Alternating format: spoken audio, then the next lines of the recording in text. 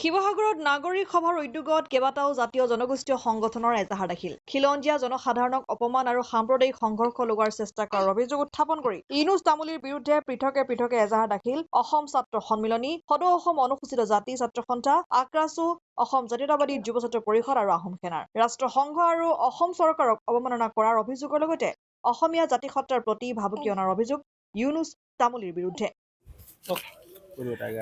চাওক, এটা কথা স্পষ্ট কৰি কওঁ যে খিলঞ্জীয়াৰ অস্তিত্বৰ ক্ষেত্ৰত কোনো কাৰণতে আপোচ কৰা নহ'ব। আৰু খিলঞ্জীয়াৰ অস্তিত্বৰ তুলনাত এই ইউনুছ তামুলী বুলি কোৱাটো হয় কোন? ইউনুছ তামুলীয়ে সামাজিক মাধ্যমত যে খিলঞ্জীয়াৰ অস্তিত্বৰ প্ৰতি ভাবুকি আনিছে, গোষ্ঠীগত সংঘৰ্ষ লগাবৰ কাৰণে চেষ্টা কৰিছে, সাম্প্ৰদায়িক সংঘৰ্ষ সূচনা কৰিবৰ কাৰণে এক পৰিৱেশৰ সূচনা কৰিব বিচাৰিছে।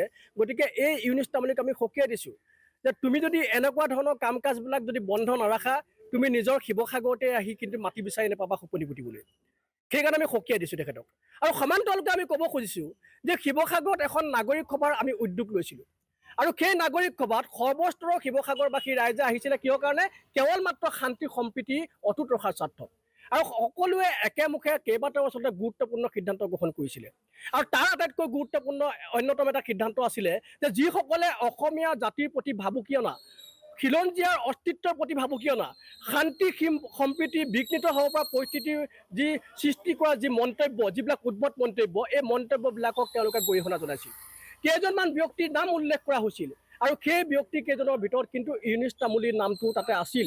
কিন্তু আমি দেখা পালোঁ যে নাগৰিক সভাৰ এই সফলতাৰ পিছতো ইউনুছ তামুলীয়ে তেখেতৰ যিবিলাক আচলতে কুকাণ্ড, এই কুকাণ্ডবিলাক কৰিবলৈ এৰি দিয়া নাই।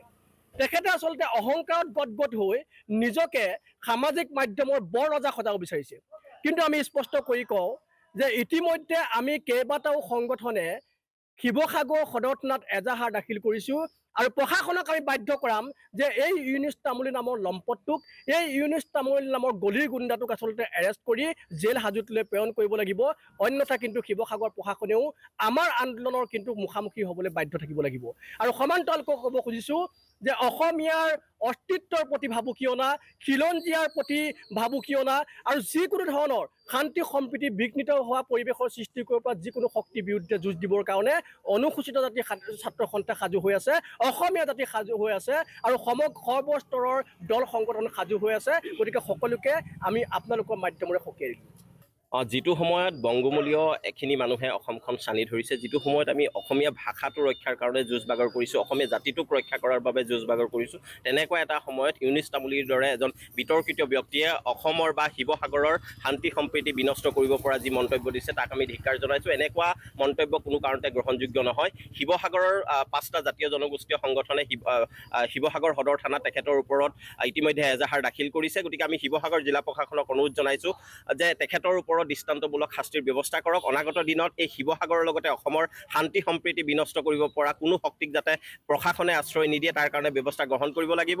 আৰু যদিহে গ্ৰহণ নকৰে, শিৱসাগৰৰ এই 5টা জাতীয় জনগোষ্ঠীয় সংগঠনৰ সহযোগত আমি শিৱসাগৰবাসী ৰাইজ হিচাপে ৰাজপথলৈ ওলাই আহিম। প্ৰয়োজন হ'লে যিকোনো পৰিৱেশ পৰিস্থিতিৰ আচলতে উদ্ভৱ কৰিবলৈ আমি কুণ্ঠাবোধ নকৰোঁ। শিৱসাগৰ জিলা প্ৰশাসনে যিকোনো পৰিৱেশ পৰিস্থিতিৰ বিনিময়ত এই বিতৰ্কিত ব্যক্তিজনক আচলতে জেল হাজোতলৈ প্ৰেৰণ কৰি অনাগত দিনত হিংসাত্মক কাৰ্যকলাপ ৰোধ কৰাৰ লগতে শিৱসাগৰৰ শান্তি সম্প্ৰীতি যাতে কেতিয়াও কোনো কাৰণতে বিঘ্নিত নকৰে তাৰ ব্যৱস্থা গ্ৰহণ কৰিবলৈ আমি দাবী জনাইছোঁ।